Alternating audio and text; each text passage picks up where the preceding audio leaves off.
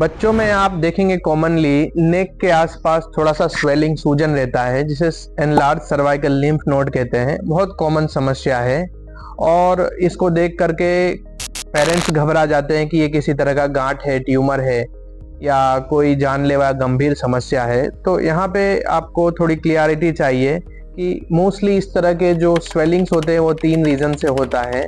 पहला, एक तो इन्फेक्टिव ओरिजिन हो, जिन बच्चों को बार बार सर्दी जुकाम या इन्फेक्शन की समस्या रहती है, बार बार बीमार पड़ते हैं, उन बच्चों में ये कॉमन है कि सर्वाइकल लिम्फ नोड एनलार्ज हो जाता है। और दूसरा, कुछ बच्चों में टीबी की वजह से, जिसे ट्यूबरकुलर लिम्फ नोड कहते हैं, दूसरा रीजन टीबी भी होता है। और थर्ड जो कॉमन है वो कैंसरस ओरिजिन, भी कैंसर के वजह से भी ये होता है। वैसे तो क्लिनिकली इसे समझना बहुत आसान है, लेकिन इसका निर्णय आपको डॉक्टर पे छोड़ना चाहिए। अपने नज़दीकी और अच्छे समझदार डॉक्टर को मिलिए और उसके अनुभव को, उसके क्लिनिकल एक्सपीरियंस प्लस रिपोर्ट्स के सहारे आप डायग्नोस करिए कि आपको ये तीनों में से क्या समस्या है। जनरली इस तरह के जो स्वेलिंग होते हैं वो या तो नेक के आगे की तरफ, जिसे एंटीरियर ट्रायंगल ऑफ नेक, या फिर पीछे की तरफ, जिसे पोस्टीरियर ट्रायंगल बोलते हैं। कहीं पे भी ये दोनों जगह में से देखने को मिल सकता है।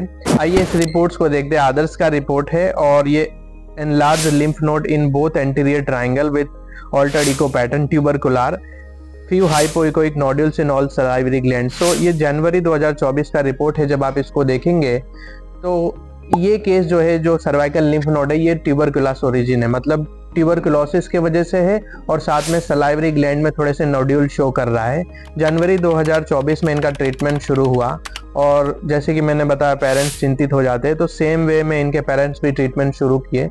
ब्रह्म homeopathic healing and research centre में इनका ट्रीटमेंट शुरू हुआ और दोबारा से जब यूएसजी कराया गया, ये यूएसजी है 30 मई 2024 आदर्श। और जब आप इनका कमेंट्स देखेंगे यूएसजी में, तो स्कैनिंग नॉर्मल शो कर रहा है। मतलब जो tubercular origin cervical lymph node था, वो 4 मंथ्स ट्रीटमेंट के अंदर पूरा का पूरा स्कैन नॉर्मल आ गया और बच्चे को भी किसी तरह की कोई समस्या नहीं है।